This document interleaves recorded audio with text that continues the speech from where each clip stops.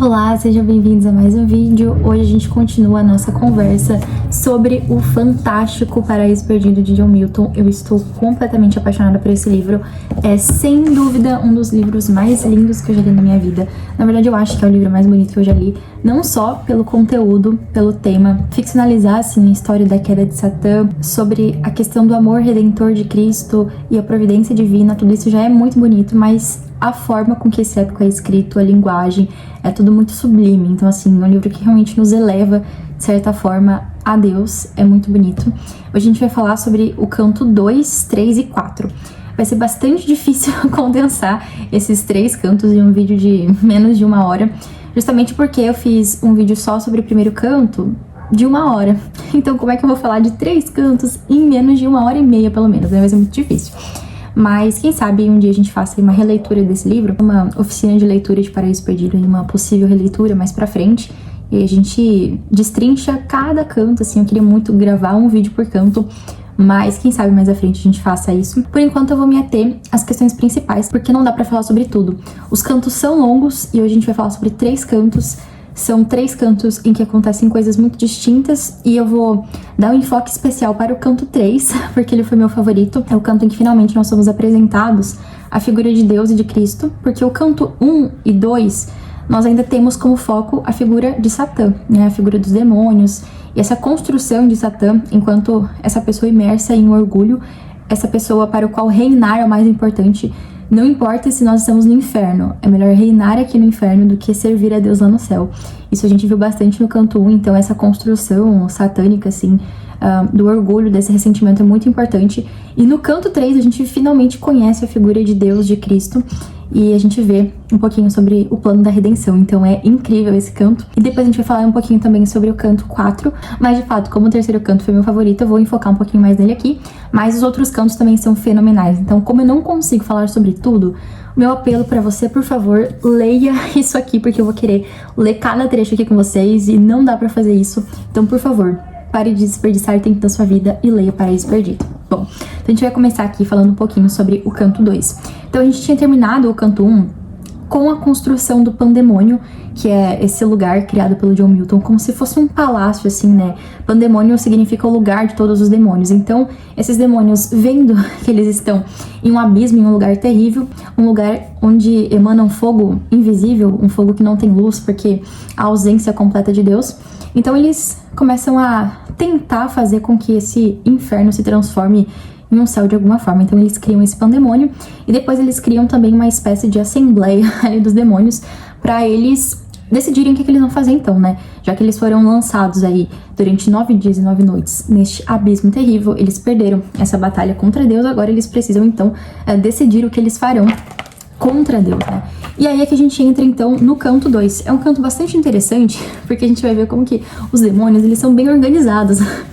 Então eles são bem políticos, assim, eles não vão simplesmente, vamos fazer o que a gente quiser fazer, a gente vai lá subir, vai... Não, eles são bem prudentes, digamos assim. Então a gente vai ver o que a gente vai fazer, porque Deus nos lançou neste abismo terrível, a gente já viu que ele é muito mais poderoso que nós.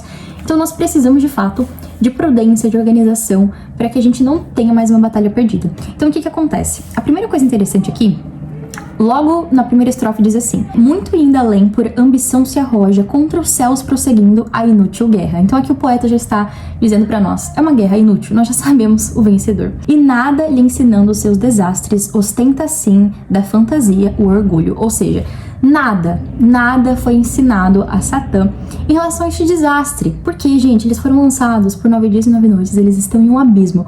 Mas não importa, eu não vou me arrepender, eu não vou voltar, eu vou lançar essa guerra inútil contra Deus, porque já é uma guerra perdida. É uma guerra em que já há o vencedor e não sou eu, veja bem. Então, eles vão formar esse conselho satânico para decidir o que eles vão fazer. Então, a primeira coisa é que Moloch, ele vai dizer que é necessário fazer uma guerra aberta. Então, a gente vai, sim, de alguma forma, sair do inferno e lutar abertamente contra Deus. Então, Moloch propõe uma guerra. E depois aparece a figura de Belial, que também é um demônio. E o Belial, ele é até mais prudente do que o Moloch, porque ele é contra a guerra. Ele diz, olha, vocês acham mesmo que a gente vai conseguir vencer a Deus? A gente já viu a força que ele tem, que é muito maior do que a nossa. Então, ele vai dizer o seguinte: ainda assim, o nosso inimigo onipotente, assentado ao seu trono, ficaria inabalável, inacerto, acesso intacto, e nosso assalto repelindo em breve desnevoaria vencedor prestante. De tão grosseiros, desprezíveis fogos, sua etérea substância imaculada. Então ele tá dizendo o seguinte, Deus, ele é inabalável, inacesso, intacto. A gente não vai conseguir nem fazer cócegas em Deus com uma guerra aberta. Pelo amor de Deus, sejamos um pouquinho mais sensatos. E aí depois, uma coisa muito interessante que ele diz é o seguinte, e se fosse pior, né? Ao invés de a gente ir lá tentar fazer essa guerra contra Deus, ele vai poder fazer coisas muito piores do que ele fez com a gente agora. Então a gente tá nesse lamaçal aqui, nesse abismo terrível, infernal, é uma prisão, o inferno é escrito como uma prisão, inclusive eles estão trancados ali, né? A gente vai falar um pouquinho mais sobre isso, então é terrível, mas podia ser pior. Então ele reconhece aqui, principalmente nos versos aqui 255 a 265, que Deus é muito mais poderoso do que eles, que vencê-lo é impossível, e que eles podem, na verdade, serem punidos de uma forma muito pior do que eles foram. Então ele diz o seguinte, dissuado a guerra aberta e a trama oculta, que força ouse arrostar de Deus a força, que astúcia ouse iludir sua prudência, ele, que em toda direção abrange, com lanço de olhos, o universo inteiro. Então vencer a Deus é impossível. Ele também diz o seguinte, é melhor viver dessa forma que eles estão vivendo, nesse inferno, nesse abismo, do que fazer uma guerra e piorar tudo. Porque sabe aquele ditado de que não há nada que seja tão ruim que não possa piorar? Aqui é basicamente a mesma coisa. Ele diz assim, porém perguntam, nós, no céu nascidos, viver devemos nesta hedionda furna, assim expulsos, vis, atropelados, debaixo de grilhões, entre tormentos, é tudo isto melhor, conforme eu julgo, que esses horrores em que o pior consiste. Então assim, é melhor a gente estar aqui nessa merda do que ir lá e atrás de uma merda pior. É basicamente isso. Então não vamos jogar tudo no ventilador, vamos com calma, porque estamos em uma situação terrível, mas é sempre possível piorar. Então ele propõe uma trégua. Ele propõe que eles deixem tudo como está, afinal de contas, pode piorar. Inclusive, eles podem se acostumar com o inferno e ele não ser tão ruim assim pra eles. Esse trecho aqui é muito interessante, ó. Ou gradualmente, ao sítio acomodada por natureza e têmpera factícias, há de habituar-se a clima tão urente, e hão de nos parecer, com a dor mais branda, claras as trevas e suportável o orco. Então é como se fosse possível eles se acostumarem com esse mal, com esse inferno. Então ele diz, olha, aqui tá horrível, mas talvez a gente se acostume, é melhor ficar aqui do que a gente tentar uma coisa, tentar uma batalha contra Deus, a gente perder e perder aquilo que a gente tem, que já não é muito, não é mesmo? E aí é muito interessante porque tem um trecho aqui em que Mamon começa a falar, então vocês viram que essa postura de Belial, ela é bem mais prudente que a de Moloque, porque enquanto a de Moloque é de guerra aberta, a de Belial é de dar uma trégua, é de a gente se acostumar com o que tá aqui, porque não é nada que esteja tão ruim que não possa piorar. E aí Mamon vai falar uma coisa muito interessante sobre a questão do perdão. Ele diz o seguinte, olha, será que não seria possível a gente, sei lá, ir lá e pedir perdão, afinal de contas, estamos num lugar terrível, e talvez o melhor a fazer seja ir lá e falar, olha, me desculpe, sabe? Mas por que isso é impossível? Então, falando aqui sobre Deus, ele diz o seguinte, supondo que ele mitigasse a fúria. Então, vamos supor que Deus mitigue a sua fúria. E perdão compassivo a todos desce, sobre protesto de obediência nova. Então vamos supor que Deus perdoe a todos nós se nós o obedecêssemos novamente. Diante dele, com que olhos estaremos? O orgulho seu humilde desacatado, rígidas leis impostas recebendo, hinos trinando de seu solo em torno e a sua vangloriosa divindade descantando forçados aleluias. Então não há possibilidade de perdão, de redenção, de salvação para esses demônios, porque como que eles aceitariam esse perdão? De que forma eles olhariam para Deus assim, cantando aleluia, usando a Deus nas alturas, sabendo de tudo que eles fizeram? Então é muito interessante esse discurso em que ele diz que é basicamente impossível que isso aconteça, eles foram longe demais, não é possível que a gente volte, que a gente retorne e finge que nada aconteceu. Mesmo que o perdão nos fosse dado, seria muito absurdo receber esse perdão. Inclusive ele diz, quão tediosa reputo a eternidade, gasta em dar culto ao ser que se aborrece. Então é interessante aqui porque essa ideia de um céu, um paraíso, de retornar àquele lugar, para eles é uma ideia terrível, porque a ideia de eternidade é basicamente a ideia de servir a Deus eternamente. Você não vai pra eternidade só pra ficar lá brincando, pulando nas nuvens, né? A ideia de que se você não consegue passar 5 minutos com Deus aqui na Terra fazendo uma oração, você quer fazer o quê na eternidade, sabe? Então aqui o demônio, ele diz basicamente isso, olha, a eternidade para nós é tediosa, porque ela será gasta em dar culto a um ser que nós nos aborrecemos.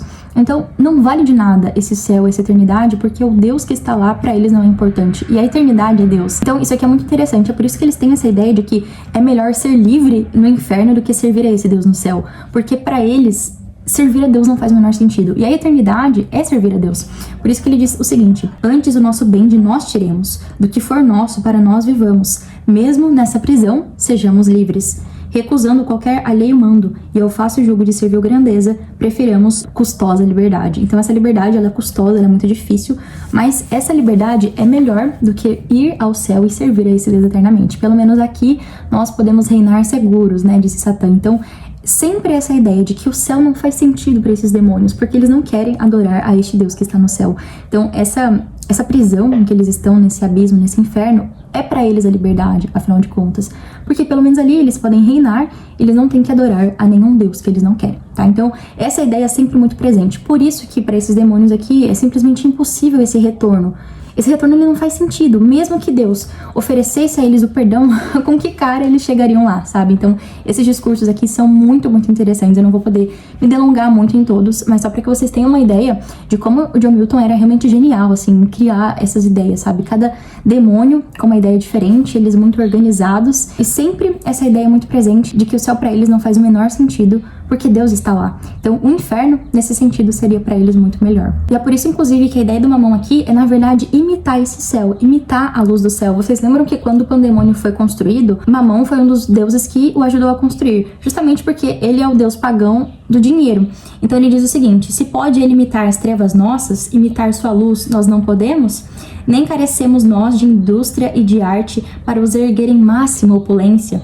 E que pode ostentar demais o império? Há de ficar este pungente fogo tão manso como agora está ferindo. Então aqui ele tem a ideia de que o resplendor do céu é um resplendor somente material.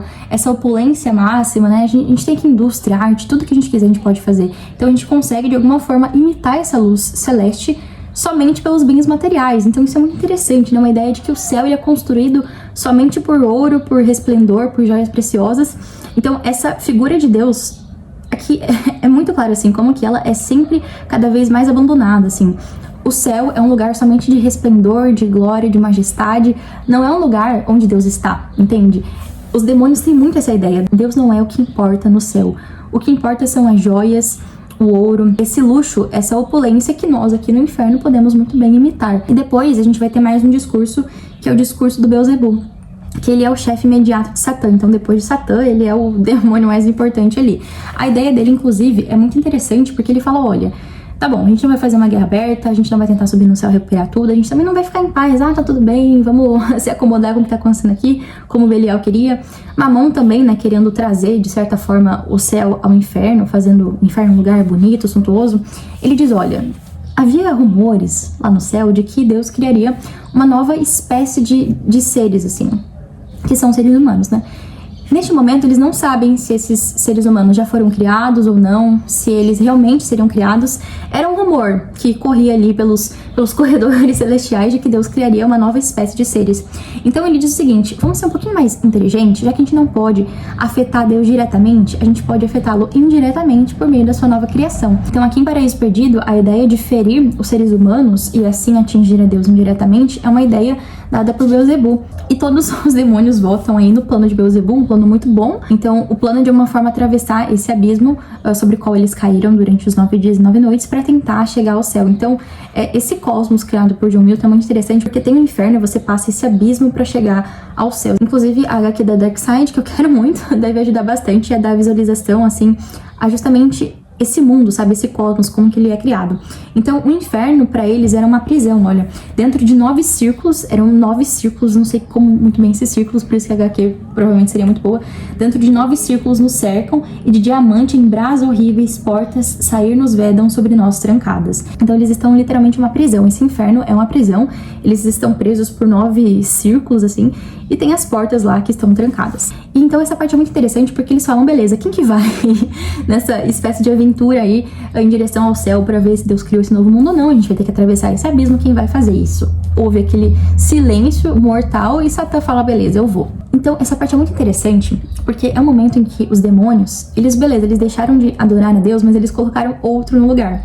Olha só, para Satã, com reverência humilde, curvam-se logo os infernais poderes. Peraí, vocês não estavam reclamando de adorar a Deus no céu, agora vocês estão adorando Satã no inferno?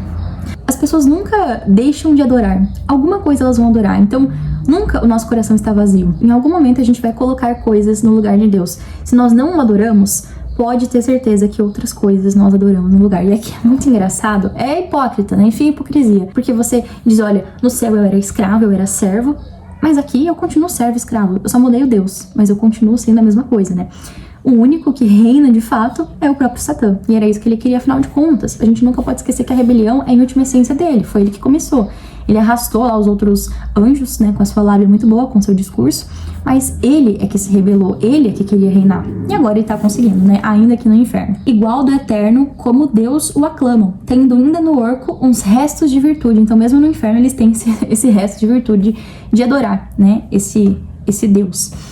Não deixam de exprimir quanto eles prezam o heroísmo generoso com que arrisca por bem de todos a existência própria. Então, mais uma vez aqui Satã se coloca como um herói. Eu vou enfrentar esse abismo terrível, que se a gente caiu e foi horrível, imagina subir, né? Então eu não sei o que me aguarda, mas eu vou. Então ele é visto como essa espécie de herói. Parece que eles se esqueceram que todas estão ali na merda por causa dele, sabe? E aí depois, uma das partes que eu mais gostei desse canto 2 é no finalzinho, depois que eles terminam essa assembleia, a voz poética diz o seguinte: ó, que vergonha para a estirpe humana. Firme concórdia reina entre os demônios, e os homens, na esperança de alcançarem a ventura do céu, vivem discórdias. Então, até os demônios são mais unidos que os seres humanos. Até os demônios conseguem entrar em um consenso daquilo que eles vão fazer, e os seres humanos não conseguem. Então, que vergonha para a estirpe humana. Eu achei essa parte aqui muito interessante. Bom, então depois eu vou pular um pouco essa outra parte do segundo canto, que é muito importante também. Se vocês puderem ler, pesquisar mais sobre isso, é uma parte bem bizarra até, porque Satã, ele começa a subir então, ele encontra ali na porta do inferno, basicamente, dois seres, o pecado e a morte, e aí a gente vai descobrir que existe uma relação incestuosa ali muito estranha, de modo que o pecado é filha de Satã, mas ao mesmo tempo Satã dorme com essa filha e gera a morte, e aí depois a morte deita com a sua mãe, pecado, e aí nascem uns cães infernais. É uma coisa bem esquisita, assim. Inclusive, nessa parte eu gostaria muito de ter HQ novamente, ou de ter ilustrações, alguma forma, assim, que me ajudasse a entender melhor. Mas basicamente aqui a gente conhece um pouco dessas figuras do pecado e da morte. Então o pecado é como uma filha de Satã, e a morte, ao mesmo tempo em que é a amante, é também filha. É uma relação muito estranha. Inclusive, é interessante até pesquisar mais sobre isso, como que essas questões abstratas, né, como o pecado, a morte, aqui eles são figuras, assim, como se fossem seres, entes. Então, isso aqui é bem interessante. E tem uma parte também que diz assim, olha: eis o monstro que vê Satã já perto. De seu assento se ergue e firme avança. Satã que, exceto Deus e o nome filho, nada lhe importa. Em nada obstáculo encontra. Então, por mais que ele tenha passado ali por esse abismo, ele encontra o caos e a noite, que são os reis ali desse abismo. Ele encontra o pecado, a morte. Ele vai passando por várias camadas, assim, até de fato conseguir sair do inferno. Mas olha só que interessante. Satã que, exceto Deus e o nome filho. Ou seja, exceto Deus e Cristo, nada mais importa a Satã. Isso aqui é muito interessante, porque quando você tem um ódio de alguma coisa, isso te consome, né, até o momento de gerar realmente inveja e ressentimento, você não consegue pensar em outra coisa. É como se você amasse isso, porque isso é a fonte da sua vida, sabe? Então, esse ódio é tão consumidor que nada mais importa pra você, a não ser o alvo do seu ódio. Então, isso, ao mesmo tempo que é paradoxal, é muito interessante, né? A pessoa que vive com ódio de algo, de alguém, ela vive em favor desse ódio, para esse ódio, e nada mais importa a não ser este ódio. Então, é interessante que, embora Satã enxergue Deus e Cristo como inimigos, seres a serem derrotados, nada mais importa pra ele a não ser justamente Deus e o nome filho. Então, isso aqui é genial. O John Milton era muito genial, meu Deus do céu. Eu simplesmente fico chocada com essa inteligência. Enfim, é sempre enfatizado aqui também o quão terrível é o inferno. Inclusive, Satã, quando ele tá lá em cima, assim, ele olha aquilo, ele diz o seguinte: ou este dardo que estranhado golpe, a par do qual é nada o horror do inferno. Então é sempre enfatizado o quanto o inferno é terrível, e nada que Satã experiencie ou faça ou veja consegue ser pior do que aquele inferno que ele estava. Então é sempre visto assim, sempre retratado como um lugar tenebroso. Então aqui a gente já termina o canto 2 com Satã conseguindo sair desse inferno aí, desses 9, são 9 círculos? 8 círculos? Já não me lembro mais. Enfim, vários círculos aí infernais, ele consegue sair, ele consegue avistar então o céu. Essa parte aqui é muito interessante, porque ele diz o seguinte: estende as asas, paira o rei das trevas, e ao longe vê com atenção pausada o impírio céu que nos sentidos todos vai a perder de vista, e excelso encobre a sua forma na grandeza sua. Olha isso que interessante. Observa-lhe com hórrida saudade, de opala as torres, de safira os muros. Então ele vai falando como que ele olha pra esse céu com uma saudade terrível, uma saudade que você não quer sentir, sabe? Mas você sente. Por isso que termina o segundo canto dizendo assim: então, recheado de vingança eterna, da maldição na detestável hora, o réprobo maldito voa ao mundo.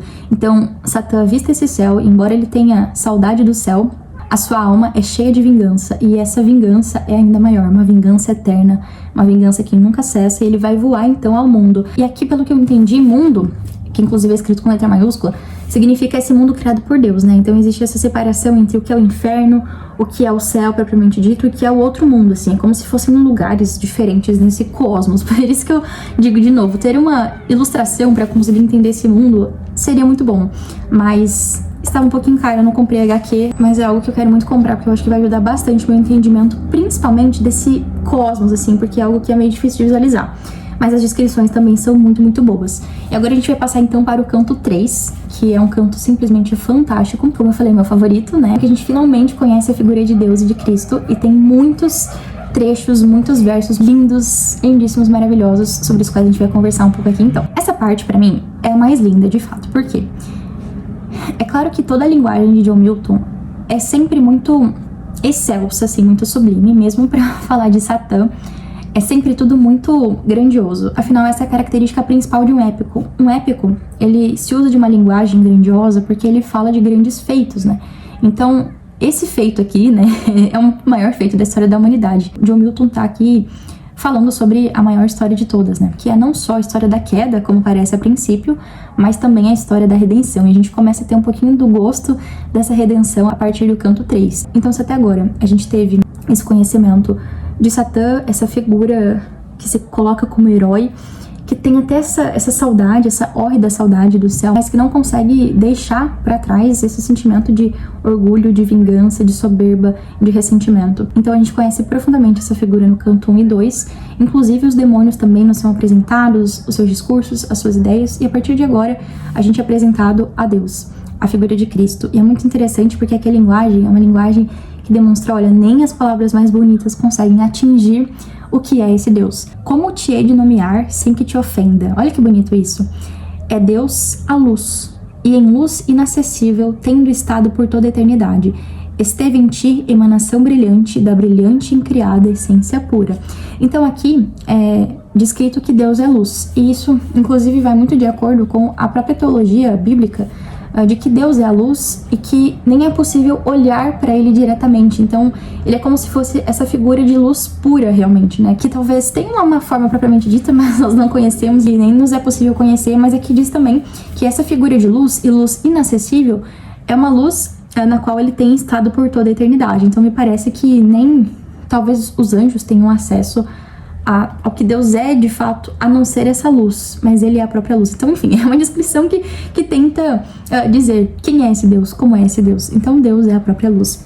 O C.S. Lewis vai falar bastante sobre esse canto especificamente no Prefácio a Paraíso Perdido, no capítulo em que ele fala sobre a teologia de Paraíso Perdido, porque algumas pessoas, inclusive nessa parte, acusam o John Milton de um herético, né? Porque, enfim, dizem que tem certas coisas aqui, certas passagens que não são teológicas ou bíblicas, ou enfim, não estão de acordo com a teologia cristã acerca do que seria o mais adequado, né?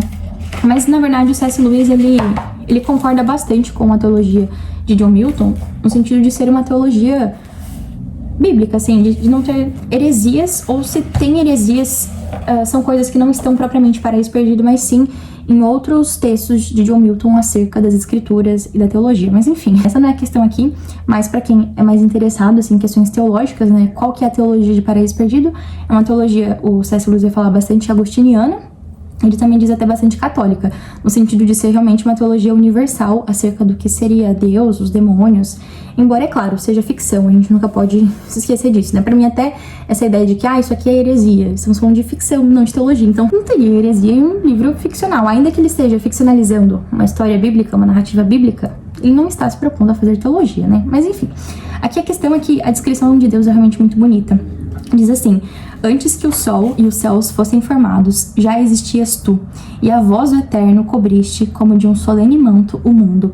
Então aqui, ele vai descrevendo muito essa figura de Deus, e é inclusive muito bonito. E aqui é muito interessante porque a gente descobre que Deus havia criado o homem há pouco tempo, mas ele já sabia que o ser humano cairia, porque o ser humano seria tentado por Satã. Então aqui a gente já vê que Deus é realmente onisciente, presciente. Ele sabe de tudo antes que as coisas aconteçam. Inclusive é muito interessante porque hoje mesmo minha mãe tava falando, né? Caramba, por que Deus colocou... Essa é interessante. Por que Deus colocou a árvore do conhecimento do bem e do mal, sendo que ele já sabia que a Eva ia comer do fruto, né? Por que ele simplesmente não colocou a árvore ali e nada disso teria acontecido, né? Só que a questão aqui, a gente vai até falar um pouquinho sobre isso mais à frente, que o C.S. Lewis fala. A questão aqui não é o fruto. Não tem nada demais no fruto. A questão é a obediência, né? Ou melhor, a desobediência. Então, pode ser que não tivesse fruto, árvore nenhuma. A questão é, o ser humano obedece a Deus ou não, sabe? E é por isso que é um pecado tão grave, porque era muito fácil obedecer. Eles não podiam comer, não de todas as árvores e só uma eles podiam comer. Eles podiam comer de todas e só uma que não. Então, esse pecado, essa desobediência é muito grave, porque era muito fácil obedecer. Então, é muito interessante porque logo aqui a gente já vê essas questões de livre-arbítrio, né? Por que Deus colocou isso se ele já sabia? Por que Deus criou isso se ele já sabia? E caramba, a gente entra dentro de uma discussão teológica realmente muito complexa, mas me parece que a resposta é sempre muito simples, o amor. Deus podia ter criado inclusive os seres humanos, os anjos, todos robôs, né? Acho que eu cheguei a falar sobre isso no primeiro vídeo, sobre o Paraíso Perdido, e em alguns outros vídeos também, acho que sobre os irmãos Karamazov eu falo um pouquinho sobre isso. Então, por que Deus permitiu? A teologia cristã entende que Deus não criou o mal no coração de Lúcifer, por exemplo, senão Deus seria mal, e Deus não é mal, e nem no coração de Adão e Eva, enfim, mas Deus os criou livres. E John Milton coloca isso aqui de uma forma muito bonita. Aqui é Deus falando: formei-o judicioso, justo e livre. Quanto ele ter podia, eu dei-lhe tudo. Aqui falando sobre o homem, né? Estava em seu poder, ou seja, no poder do ser humano, com o mesmo arbítrio, cair no crime ou ter-se na virtude, ou seja, a escolha é dele. De quem, se não de si, queixar-se deve? Ingrato, filho igual dos céus aos anjos, dos quais uns na virtude se firmaram, a rebeldia se arrojaram outros. Ou seja, é sempre a liberdade. Deus não criou robôs, inclusive isso estaria completamente em desacordo com a questão do amor. Não é possível que você ame alguém verdadeiramente se você não for livre para amá-lo. Se você ama porque você é obrigado, como que você sabe que esse amor é um amor verdadeiro, sabe? Então, isso aqui é muito interessante, como que a questão da liberdade é um bem muito precioso e muito importante para Deus. Senão, ele não teria criado os anjos, os seres humanos, todos livres, com a possibilidade de tanto mal acontecer por conta dessa liberdade. Então, ele continua dizendo o seguinte: ambos, tanto os seres humanos quanto os anjos, obrando em liberdade plena, e como de obediência voluntária, de verdadeiro amor, de fé constante fariam prova se não fossem livres? Como que eles poderiam obedecer voluntariamente se eles não fossem livres? Não seria uma obediência voluntária. Como que eles poderiam ter verdadeiro amor, fé constante? Como que isso seria provado se eles não fossem realmente livres? Então, essa questão da liberdade é uma questão muito latente para Paraíso Perdido. Desde o canto 1 a gente já vê um pouquinho disso. O ser humano e os anjos foram criados livres. Sem liberdade não há amor, sem amor não há liberdade. Então, ainda que Deus saiba o que vai acontecer, inclusive aqui fica muito claro que John Milton entendia essa presciência de que realmente Deus já havia criado os seres humanos sabendo que eles cairiam. Ele não foi pego de surpresa. Olha só, né, eu coloquei a árvore lá, não era pra comer, comeu, e agora? O que será que a gente vai fazer? Não foi assim, né? Se a vontade e a razão que tem na escolha dos atributos seus, o mais sublime, fossem privadas de tão nobre prenda, ambas sem liberdade, ou seja, se a vontade e a razão não tivessem liberdade, ambas passivas, sendo a necessidade que as movesse e não o livre amor que me votasse, que prazer neste caso eu tiraria de obediência tão cega e tão forçada? É que Deus falando, né? Que prazer eu teria em criar anjos e seres humanos que me adoram porque eles são forçados a fazê-lo, né? Não teria prazer algum.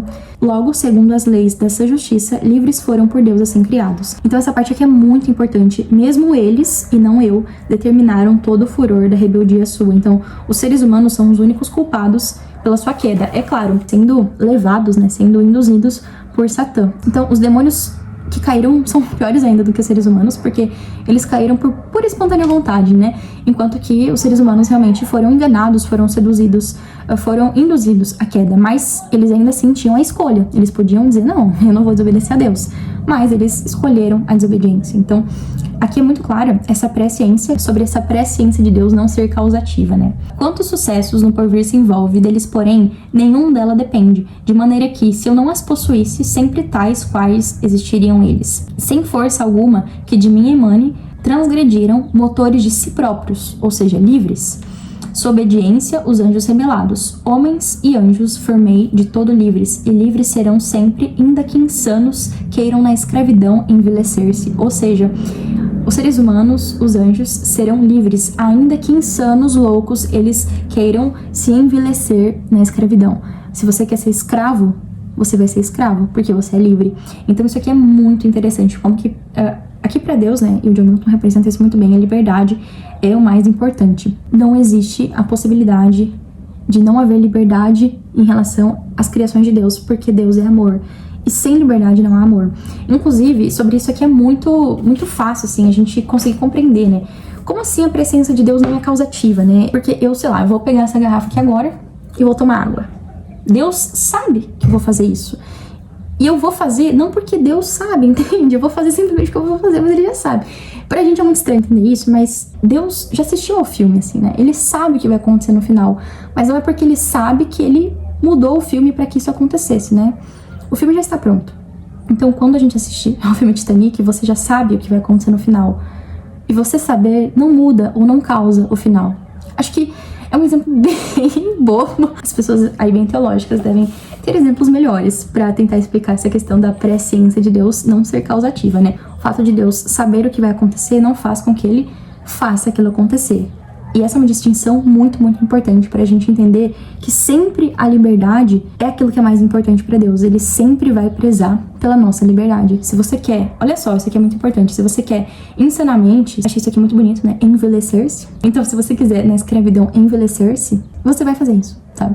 Eu vou, porque a liberdade é o nosso bem mais importante, inclusive no nosso relacionamento com o Senhor. Então isso aqui já é muito, muito genial. E aqui, inclusive, ele vai fazer uma distinção entre os homens e entre os anjos, porque os anjos sofreram a punição. Eles foram lançados aí ao inferno, enquanto que os homens receberam a graça. E por que essa diferença? Aqui ele diz o seguinte: os anjos, que a si mesmos se impeliram para a depravação, votados se acham a irremessível punição eterna. Então os anjos, eles mesmos se impeliram para essa rebeldia. Ninguém foi lá e os tentou. A não ser, claro, Satã, né, que teve o seu discurso ali, mas eles basicamente escolheram por conta própria. O homem, pelo contrário, né, que sendo deles iludido, então o ser humano ele foi iludido por Satã. Pecou, refúgio em minha graça encontra. E essa parte aqui eu achei uma das mais bonitas. A justiça e bondade no orbe e império, assim hão de exaltar a minha glória. Mas no princípio e fim, sempre a bondade ver-se-á em mim brilhar mais refulgente. Sabe por que eu achei isso aqui tão bonito? Porque, de fato, há em Deus justiça e bondade. E é muito difícil essa discussão, inclusive, eu já vi algumas pessoas falando sobre isso, como que Deus pode ser ao mesmo tempo bom e justo, ou melhor, justo e misericordioso, porque a justiça pressupõe você dar a alguém aquilo que ela merece, enquanto que a misericórdia é justamente o contrário, é você não dar à pessoa aquilo que ela merece. E como que Deus pode ser as duas coisas ao mesmo tempo? Como que ele pode agir com justiça e com misericórdia? Como que ele pode agir com justiça com um criminoso, por exemplo, e ao mesmo tempo ser misericordioso e perdoar esse criminoso? Então, se Deus exercer justiça, ele não estará exercendo misericórdia. E se ele exercer misericórdia, ou bondade, né, vamos traduzir aqui como bondade, ele não estará exercendo a justiça. Então, parece ser duas coisas realmente mutuamente excludentes, né? Só que é muito, muito bonito, eu achei aqui, que John Milton, basicamente, ele tenta resolver esse problema, né? Ele diz, olha, existe, aqui Deus falando sobre ele mesmo, né? Existe em mim bondade e justiça. No entanto, no princípio e fim, sempre a bondade ver-se-á em mim brilhar mais refulgente. Então, ainda que eu seja justo e bom, eu sempre serei mais bom do que justo, digamos assim, sabe? É claro, traduzindo a termos muito capenga, gente. Não é que Deus, ao ser bom, misericordioso, ele deixe de ser justo. Mas eu achei muito bonito que, de fato, para Deus, de alguma forma, ser bom, ele precisa nos dar essa graça, que é justamente uma espécie de injustiça, né? Você não está dando para mim aquilo que eu merecia. Se eu merecia a morte ou você me dá a vida, isso é injusto. De fato é injusto, sabe? E Deus aqui é descrito como esse ser em que a bondade sempre ver-se-á brilhar mais refulgente. Eu achei isso aqui muito bonito, assim. Porque, de fato, se Deus já sabia tudo o que aconteceria, por que que ele criou? Por que que ele veio a esse mundo? Por que que ele morreu? Por que que ele fez tudo isso? Morreu sabendo que muitos ainda não aceitariam, sabe? Então, é sempre a bondade, mais do que a justiça. É claro que essa bondade, ela foi cumprida pela justiça, né? Quando a gente fala em relação à morte de Cristo, foi uma morte necessária para que as coisas se ajustassem ali conforme a justiça divina. Mas a bondade é sempre maior, porque não existe sentido, sabe, em nós recebermos graça, misericórdia. Isso para os padrões até divinos seria muito injusto, mas em Deus sempre há bondade que brilha mais refulgente. É simplesmente muito bonito, gente. Meu Deus do céu. E aí, via-se essa bondade, inclusive em Cristo. Diz assim: então o nome em Filho, que é Jesus, imerso em glória, esplêndido, fulgia em grau sem termo, nele seu Pai com a divindade toda, substancialmente expresso. Então é como se Cristo fosse essa expressão de Deus. Isso aqui, inclusive, C.S. Lewis vai falar um pouquinho mais aqui nessa questão da teologia de John Milton. Eu não vou me alongar nisso aqui, mas essas questões aqui, essas descrições que Milton faz, tanto de Deus quanto de Cristo, elas ressoam muito as escrituras, principalmente as cartas de Paulo, né, em relação àquilo que ele fala sobre Deus e Cristo. Então, até essa ideia de que Cristo é uma expressão dessa divindade, né, que a gente viu lá que era luz, uma luz, inclusive, inacessível. Aqui, Cristo é como se fosse essa expressão, né, substancialmente expresso, sustentável. Via-se-lhe no rosto a graça infinda. Olha que coisa linda isso aqui. Divina compaixão, amor sem metas. Gente, essas descrições que o Milton faz de Cristo, elas são muito bonitas. Graça infinda, desde o princípio, assim, a gente já vê que a maior característica de Cristo é a graça, sabe? É dar aquilo que você não merece. Divina compaixão, compaixão e um amor sem metas, um amor sem fim, um amor sem limites. O homem refúgio em tua graça encontra. Ah, gente, isso aqui juro, se você é cristão, cara, isso aqui é um negócio que você não pode passar a sua vida sem ler, sabe? É surreal. Então aqui Cristo diz, né? Porém não bastam diligências próprias. A graça minha livremente dada será da salvação primeiro móvel. Então isso aqui eu achei muito importante, porque uma das questões mais importantes em relação à salvação é de que nós não somos salvos por nossos próprios esforços ou diligências próprias, né, como ele coloca aqui. A minha graça livremente dada será da salvação primeiro móvel. Então a coisa mais importante para sua salvação será a minha graça. Então por isso que o C.S. Lewis diz, olha, não vejo nenhum problema na teologia miltoniana. Na verdade, ela é bastante bíblica, né? É claro que podem haver aí algumas divergências em relação a algumas passagens que parecem mais heréticas, mas para quem tem mais interesse nessa questão teológica, o C.S. Lewis vai falar bastante sobre isso. Mas aqui ele continua, então, falando sobre Cristo, é muito bonito, né? Se a mim erguerem preces fervorosas, se me prestarem obediência humildes, e com pura intenção se arrependerem, nem surdos hão de achar os meus ouvidos, nem os meus olhos hão de ver fechados. Isso aqui é muito bonito. Se vocês orarem, se vocês forem humildes, obedientes, eu vou ouvi-los, eu vou enxergá-los, vocês vão encontrar um repouso em mim, sabe? Isso aqui é muito lindo. Então aqui a gente tem uma passagem que é a mais importante, o momento em que Deus diz, olha, os seres humanos, eles vão morrer, eles vão pecar, ele e a progenie sua será entregue à morte. Morrerá porque assim quer a minha justiça, né? Eu disse, olha, quem comer desse fruto vai morrer. Se não morrer, eu sou um mentiroso, então vai precisar que eles morram de fato, né? Então, olha o que ele diz. Livrá-lo pode só a vítima ilustre, que em vez dele a morrer, se sacrifique, pagando cabalmente a grave afronta pela satisfação, morte por morte. Ou seja, se a minha justiça requer a morte, porque quem comer morrerá, você só pode cumprir essa justiça se houver uma outra morte no lugar, ou seja, uma morte substitutiva. Pela satisfação, é morte por morte. É somente assim que essa justiça consegue ser plenamente satisfeita. E aí que vem uma das partes mais bonitas, em que diz o seguinte: dizei dos céus augustas potestades, onde tão grande amor encontraremos? Aqui é Deus falando, para remir com a morte o crime do homem, que imortal quererá mortal fazer-se. Então, que pessoa imortal aqui do céu vai querer se fazer um mortal para redimir com morte o crime do ser humano? Onde tão grande amor encontraremos? E aí ele continua dizendo, para alcançar a salvação do injusto, que justo quererá sofrer a morte. Então, olha que coisa ilógica. Como assim? Alguém que vai querer morrer pelo injusto? Um injusto pelo injusto. Quem que vai poder fazer isso? Onde tão grande amor encontraremos? Dos céus, por toda a vastidão imensa, haverá caridade tão sublime? Haverá amor tão grande? Um amor que morre por aquele que não merece? Um amor de alguém justo imortal se fazendo mortal pela injustiça do outro. Como que isso vai acontecer? E aí, depois que Deus disse isso, emudecem os celestes coros e o silêncio nos céus reina profundo. Então olha só que interessante. Assim como a gente teve aquele concílio infernal em que eles estavam perguntando, né, quem é que vai subir para chegar aos céus e, enfim, tentar de alguma forma destruir esse novo ser humano. E aí houve aquele silêncio absurdo e Satã diz, não, eu vou, né? E aí eles começam a adorar Satã como se ele fosse um rei, né? Como se ele tivesse feito um ato muito generoso, né? Se sacrificando ao invés desses outros demônios irem. Olha que atitude bonita, não é mesmo? E aqui a gente tem esse mesmo concílio, só que ao invés de ser um concílio para a destruição, é um concílio para a salvação. Quem vai se arriscar para salvar este homem? Olha só que genialidade do John Milton, né? Colocar esses dois cantos um em seguida do outro, né? Enquanto o primeiro a gente vê um concílio para destruição, quem se arrisca a ir lá para destruir esse ser humano? Aqui a gente tem o contrário, quem se arrisca a ir lá para salvar esse ser humano?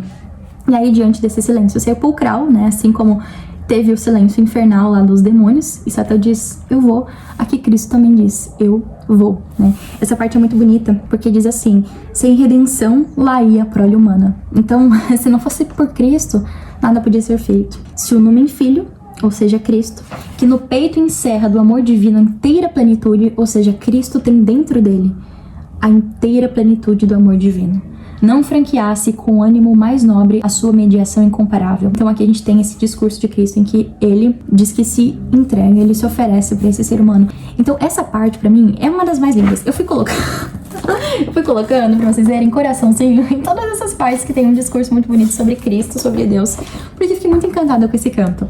Pra quem é cristão, realmente, assim, eu cheguei a me emocionar, sabe, em vários momentos desse terceiro canto, porque é muito bonito o modo como esse amor divino de Cristo é descrito, né? Então, de novo essa parte, se o nome filho, que no peito encerra do amor divino a inteira plenitude, não franqueasse com o ânimo mais nobre a sua mediação incomparável, né? E aí Cristo diz o seguinte, eis a mim, pois e pela dele toma a minha vida, em mim o teu furor satisfaz, vinga-te em mim, como o fizerdes no homem, por amor dele e de meu livre impulso, ou seja, ninguém tá me obrigando, de meu livre impulso, deixo o teu seio, desta glória saio, e até por fim me sacrifico à morte. Eu li inclusive no vídeo passado, falando sobre o primeiro canto, o versículo em que Paulo fala sobre Cristo em Filipenses, né?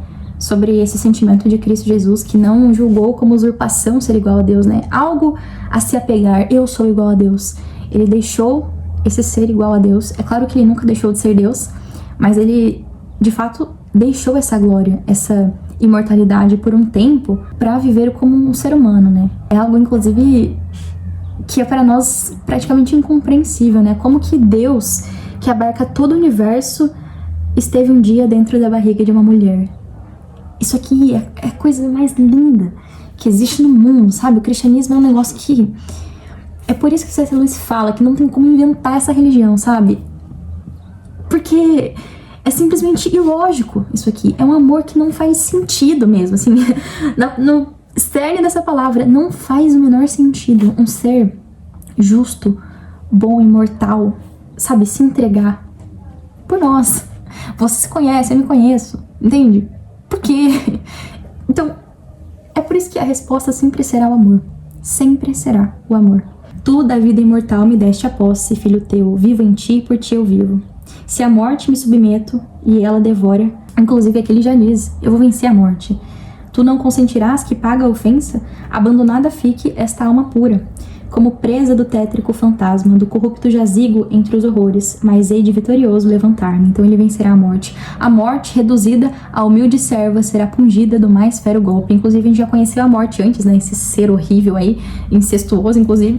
Então é que é muito interessante porque Cristo já se coloca como vencedor. Então de meus remidos indo à frente, os umbrais entrarei do céu sublime, vindo depois de ausência dilatada, a face tua, ó Pai, onde veremos a reconciliação e a paz seguras, nem restando sequer vislumbre de ira.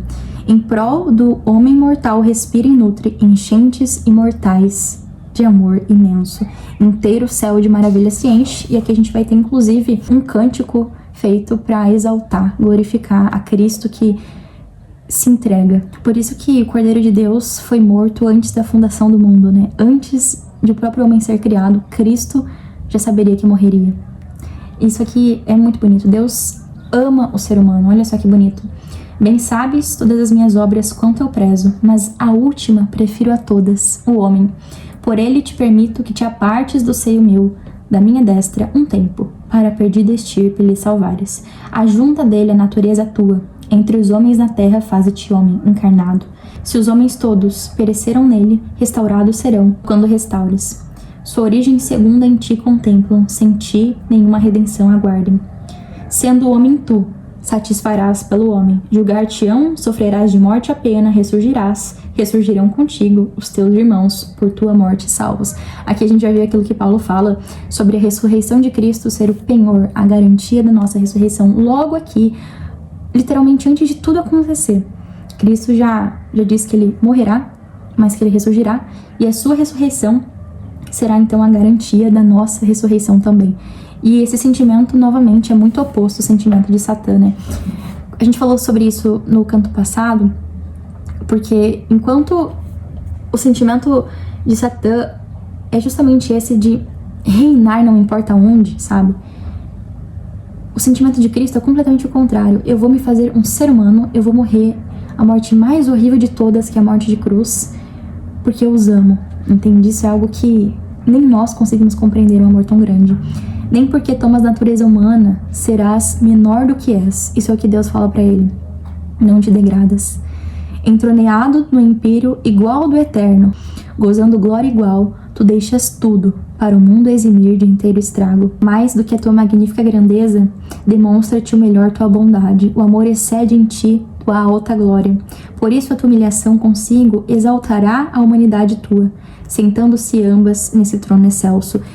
Essa descrição aqui, desculpem até estar lendo tanto esses trechos, mas é porque eles são tão lindos, eu não consigo simplesmente falar sem ler esses trechos aqui pra vocês entenderem.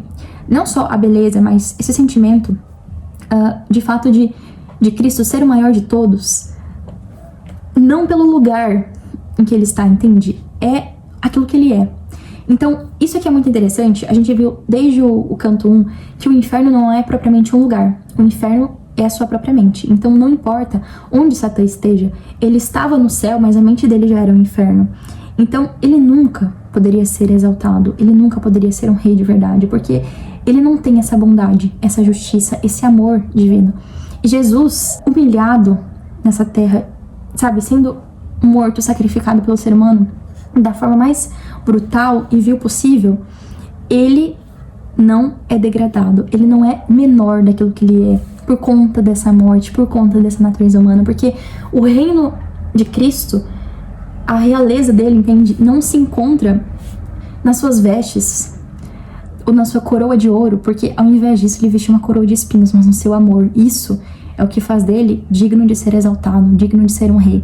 Então é mais do que a tua magnífica grandeza, não é a sua grandeza esse ser rei, mas demonstra-te o melhor na tua bondade, o amor excede em ti a tua glória. Então, olha só que interessante, isso é algo que essa figura satânica aqui nunca conseguiria compreender, como que, sendo um servo, um ser humano, deixando essa corte celestial, ele pode ser mais magnífico do que tendo toda a glória, entende?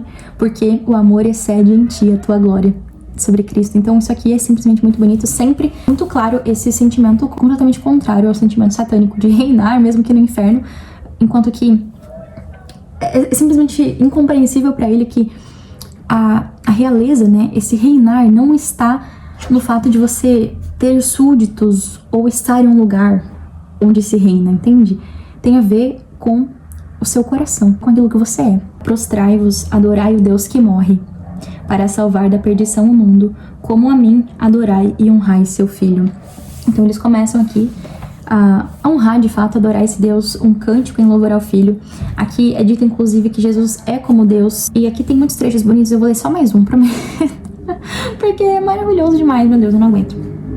Tu, de misericórdia e graça cheio, mais propenso à piedade que à dureza, poupaste-o a pena, ó Pai, tão rigorosa. Assim que o Filho teu, único, amado, viu em ti compaixão do frágil homem, não hesitou em aplacar tua ira e em findar o conflito doloroso, que de misericórdia e de justiça se via afigurado em teu semblante.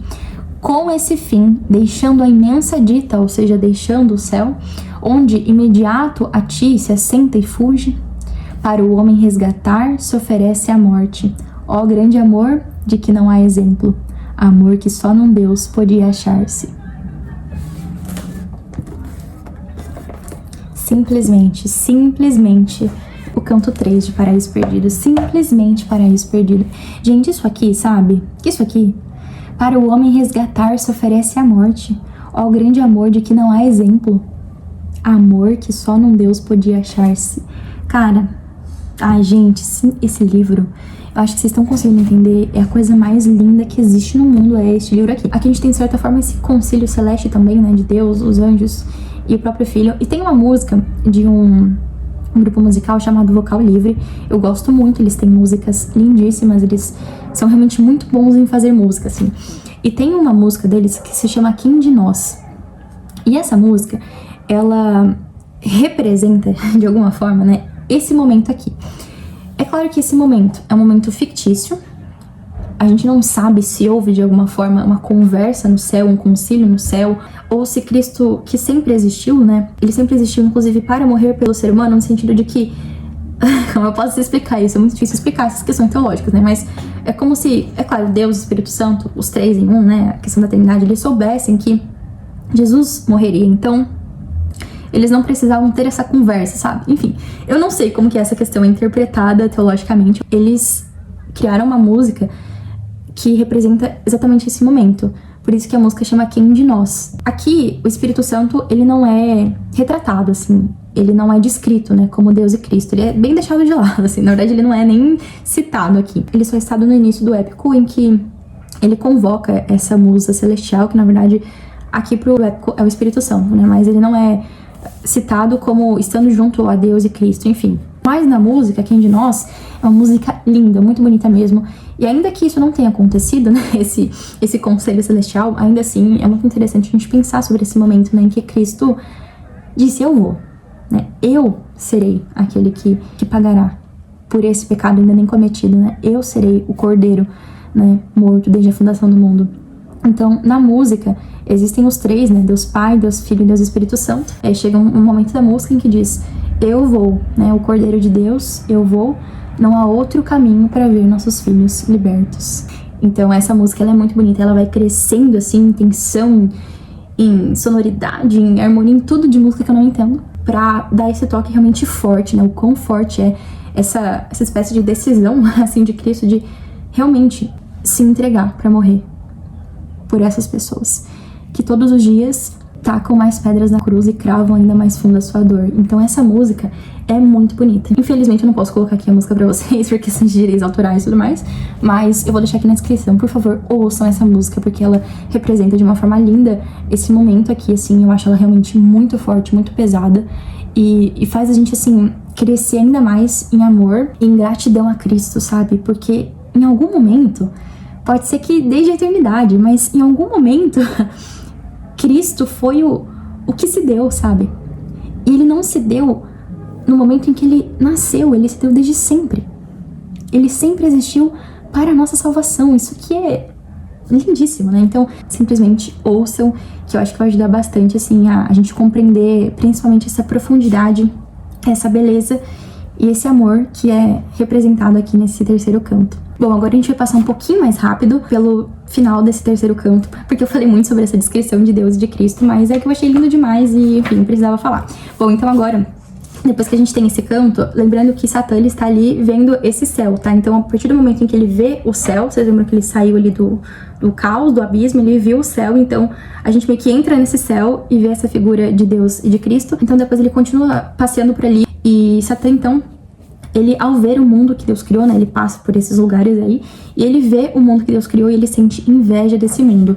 Isso é muito interessante, porque vocês lembram que quando ele viu o céu, ele sentiu hórrida saudade. Então olha só como que é interessante.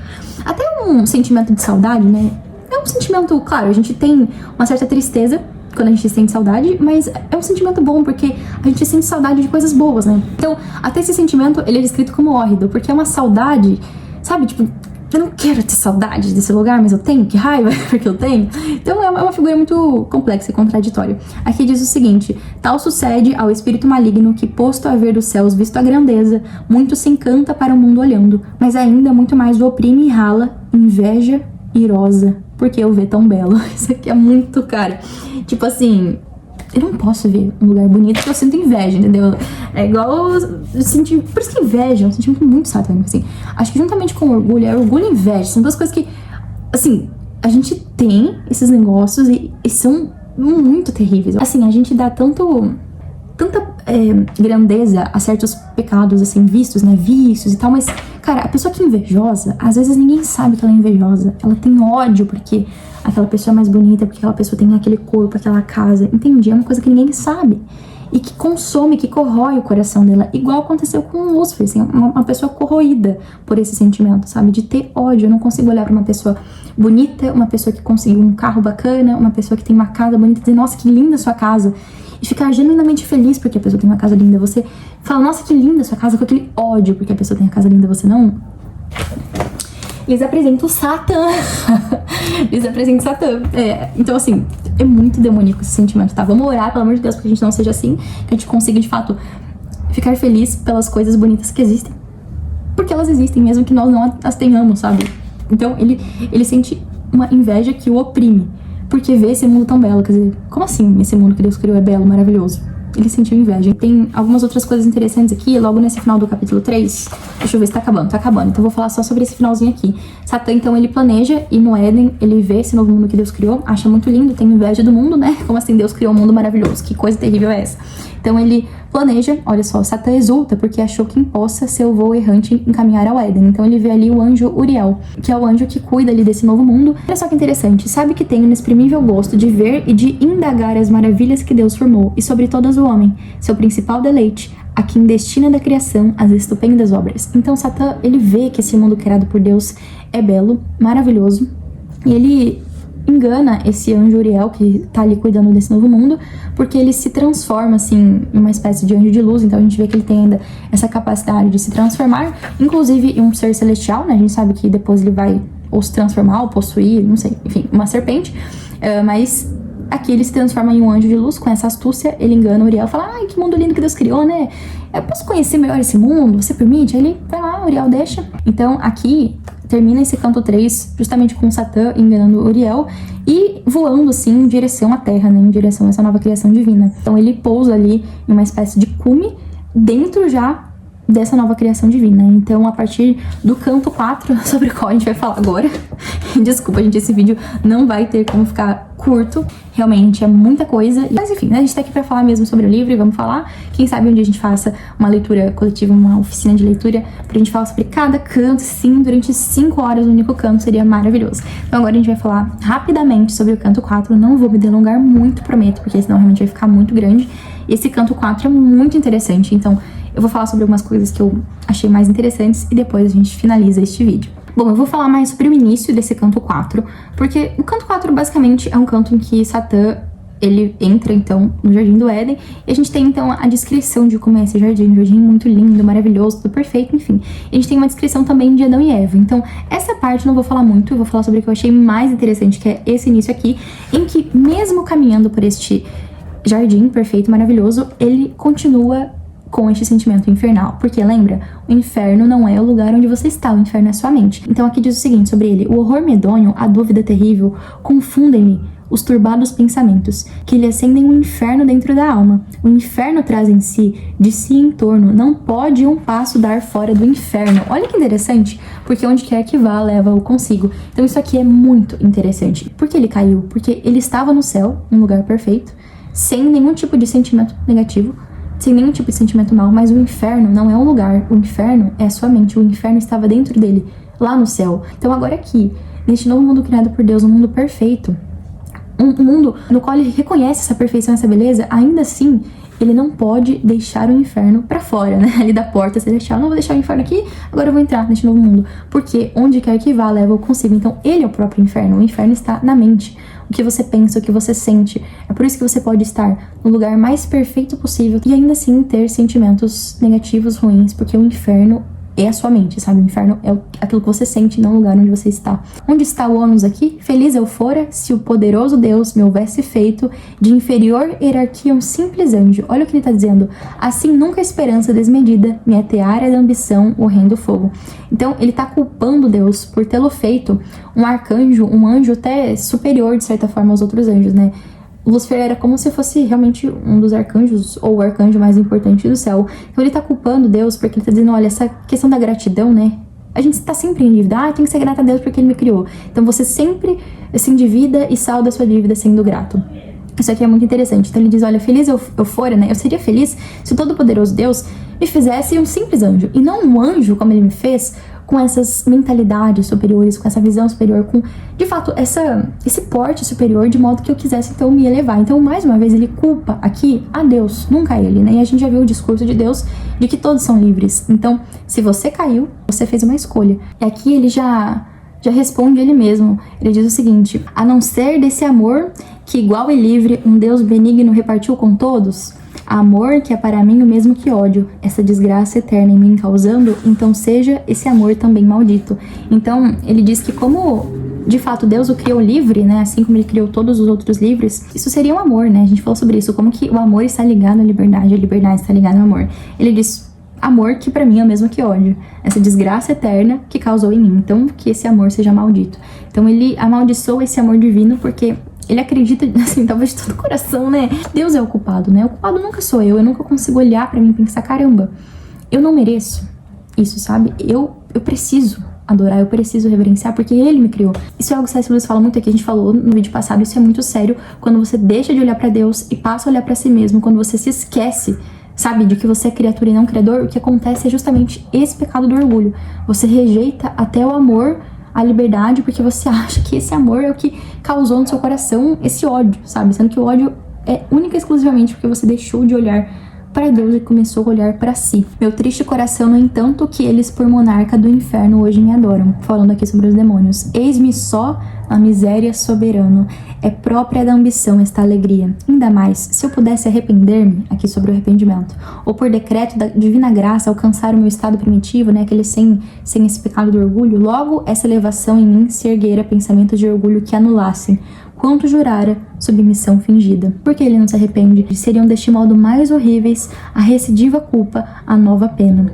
Para mim não há bem que já exista, serás meu bem, ó mal. Por ti ao menos o império universal com Deus divido. Olha isso, gente. E na porção maior talvez eu reine. O homem e o mundo o saberão em breve. Então aqui a gente tem mais uma vez essa espécie de monólogo de Satã, em que ele fala, ele mesmo se responde, ele diz, olha, pelo menos na miséria, eu sou soberano. E a própria da ambição é essa alegria, ainda que seja no inferno, entende? Ainda que seja na miséria, eu sou o rei, eu sou soberano, porque não é possível se arrepender. Galera, como eu falo demais no celular, que não passa de um iPhone 11 Pro, viciado, acabou a bateria, então peguei o celular do senhor meu marido, que é um iPhone de botão, brincadeira, mas é um pior que o meu ainda, então assim, não reparem, tá? A falta de qualidade da câmera, a gente já vai finalizar aqui, então houve essa mudança em enquadramento, câmera, então espero que não fique tão ruim assim, mas pra gente conseguir terminar aqui o raciocínio, tá? Então ignorem aí os defeitos técnicos e a gente vai continuar falando então sobre o paraíso perdido. Bom, então aqui a gente vê esse discurso de Satã, para o qual é simplesmente impossível o arrependimento, né? Tão profundas feridas tem aberto, seriam deste modo mais horríveis essa nova culpa que ele teria, porque ele iria para o céu, seria perdoado, né? Voltaria ao seu estado primitivo, mas o inferno está nele. Então não seria possível deixar de lado esta mentalidade orgulhosa. Então aí ele teria de novo uma nova culpa, uma nova pena, seria ainda pior. Então ele olha para esse novo mundo, para esse ser humano que foi criado, ele diz o seguinte, criada já existe a prole humana, que é o prazer novo de Deus. Então ele é muito astuto. Ele percebe que aquele rumor do céu de criar uma nova espécie de pessoas ali, de seres amados por Deus, de fato não eram só rumores, né? Essa prole humana foi criada e eles são os favoritos queridinhos de Deus. Então é uma forma de nós atingirmos, de fato, o coração de Deus, já que a gente não pode vencê-lo por guerra aberta. Vocês lembram disso? Eu falei sobre isso lá no primeiro canto. Já que a gente não pode vencer por guerra aberta, a gente vai vencer por trama oculta. Então é até mais uma guerra, de certa forma, mais intelectual do que uma guerra propriamente por força. Inclusive, ele tinha dito algo muito interessante, que vencer um inimigo por força é vencê-lo somente por metade. Então é por isso que ele não foi vencido, de certa forma, né? Porque, você me atirou aqui por 9 dias, 9 noites, mas você não venceu a minha mente, meu querido. E é na mente que nós vivemos, né? Em que nós existimos. Então a mente é o mais importante. Se você não vencer a mente, você não vence o seu inimigo. Olha só.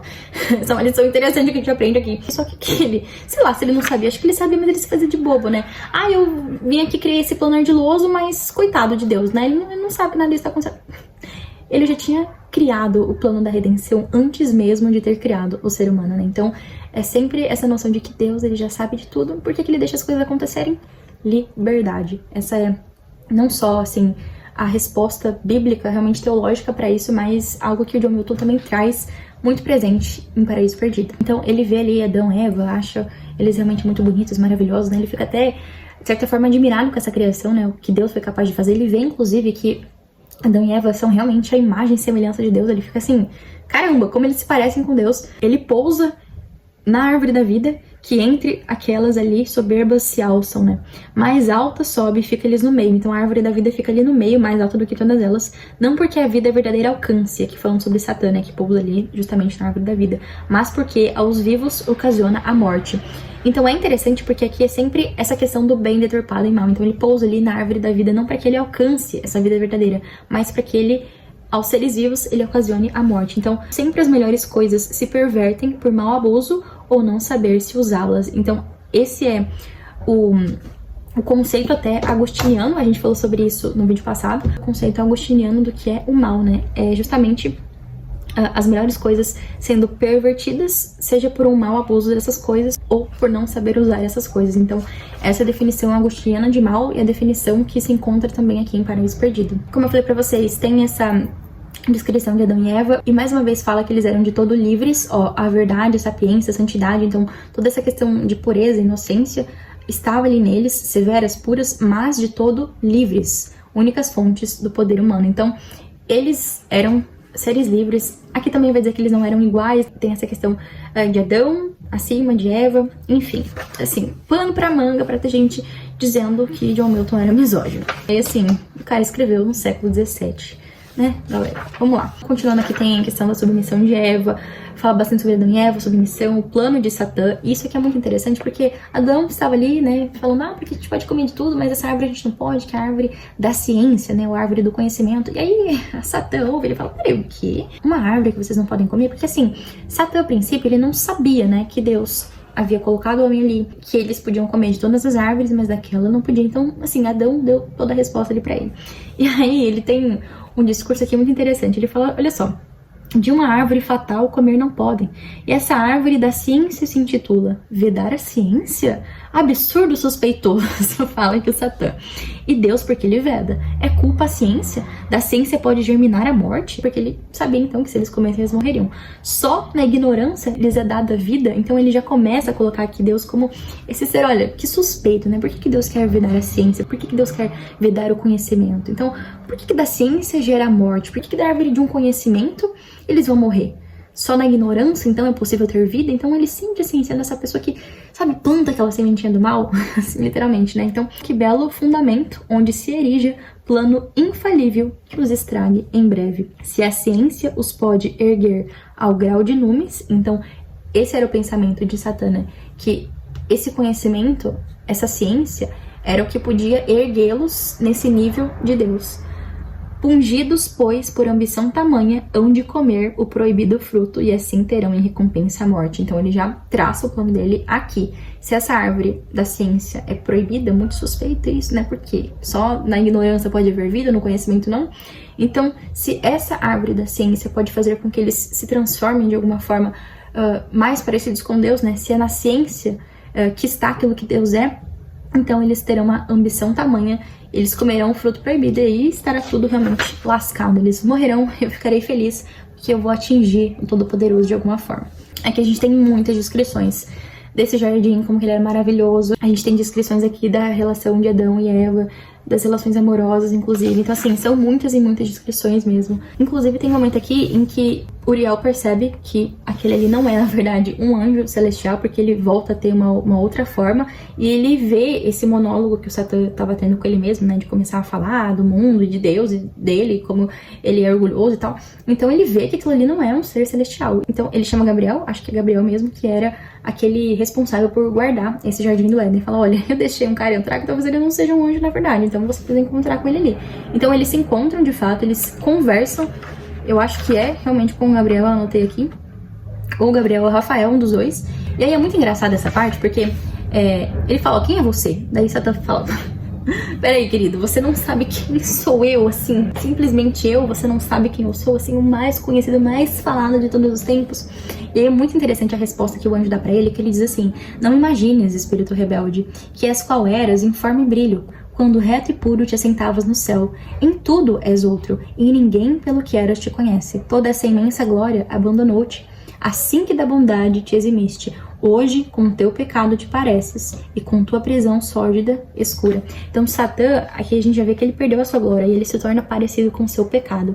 Isso aqui é muito, muito interessante, porque na verdade não é uma questão simplesmente newtoniana, né? Algo que o John Milton colocou assim, paraíso perdido, porque na verdade, essa questão de nós sermos aquilo que nós contemplamos, sabe? Então, uma pessoa que é orgulhosa, invejosa, ressentida, como Satã, né?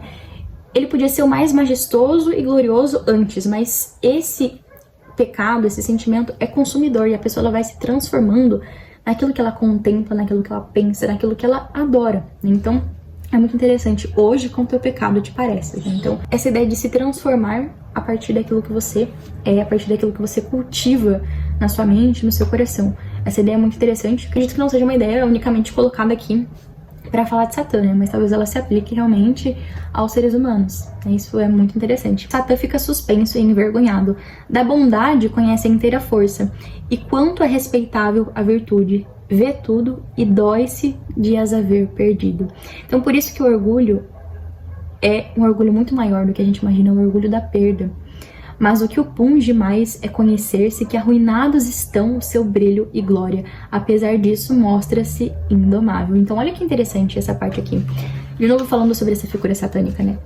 Ele fica envergonhado de ter essa discussão, assim, com esse anjo, porque ele conhece a bondade, ele conhece a força dos anjos. E ele vê tudo, né? Essa virtude, esse céu, tudo ele vê. E dói-se de as haver perdido. Por isso que quando ele olha pro céu, ele sente essa hórrida saudade, porque ele fica realmente, assim, doído. É triste ter perdido tudo isso. Só que, ao invés de se arrepender, de ir lá e pedir esse perdão, por favor, eu quero voltar pra esse lugar, não existe essa possibilidade, né? Dói ainda mais, o poeta diz, ele perceber que o seu brilho, que a sua glória estão arruinados. Então, olha só, essa preocupação com essa questão da aparência, né, daquilo que eu quero ser, eu quero reinar, eu quero ser mais do que todos, então a minha aparência, meu brilho, minha glória, estando arruinados, é pra mim muito pior, né, e apesar disso ele se mostra indomável. Então é uma figura, assim, é muito, muito bem construída, esse negócio, que a gente fica simplesmente abismado, como tudo isso aqui é muito verossímil, assim, com as descrições bíblicas, e é por isso que é, inclusive, uma figura literária, assim,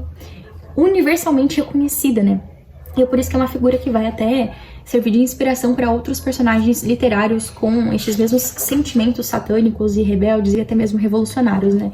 Satã é uma espécie de arquétipo, assim, desse sentimento de orgulho, de ressentimento, de vaidade, de soberba e de buscar uma espécie de revolução, rebelião heróica, sabe? Por isso que ele é visto por muitos, inclusive, com essa visão meio torta de paraíso perdido, né? Como um herói, né? Sempre Deus como vilão, realmente o tirano, e Satanás como uma espécie de herói buscando, então, a sua salvação deste Deus tirano. Só que a gente vê aqui justamente pela descrição, pela própria descrição de John Milton, que Deus, na verdade, ele é o mais bom possível, justamente por ter criado os seres humanos, os anjos, todos livres. Então, assim, a culpa não é de Deus, a culpa não é que Deus, olha só, Deus é Deus, ele queria ser adorado, sabe?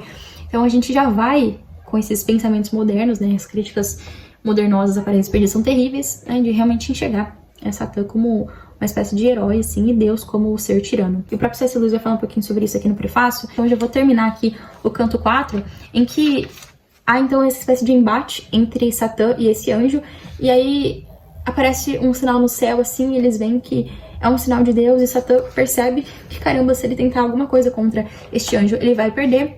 Então ele começa a murmurar, foge, e foram-se da noite as trevas com ele. Então Satã basicamente ele vê assim que ele não vai ganhar, ele tá com esse ódio, com essa espécie de hórrida saudade do céu, ele se dói por ter perdido esse lugar, por conhecer tudo isso, ter perdido tudo isso, só que ele tem dentro dele um ódio ainda maior, assim, uma tristeza ainda maior de não estar glorioso como era, né? E ele percebe então que ele não vai conseguir vencer esse anjo por luta, e assim acaba então o canto 4. E a gente começa no próximo vídeo a falar sobre o canto 5, 6 e 7, tá? Então vamos fazendo aí a cada 3 cantos. Então, ainda que os vídeos fiquem um pouquinho mais longos, eu acho que vale a pena, assim, a gente destrinchar bastante pra conseguir compreender. Então, a gente finaliza essa discussão sobre os cantos de 2 ao 4. Vocês perceberam que são cantos fantásticos, eu gostei muito. E a gente vai falar um pouquinho mais sobre essa ideia de hierarquia que o C.S. Lewis fala aqui, como que perder essa noção de hierarquia, ou argumentar que essa hierarquia é uma tirania, né?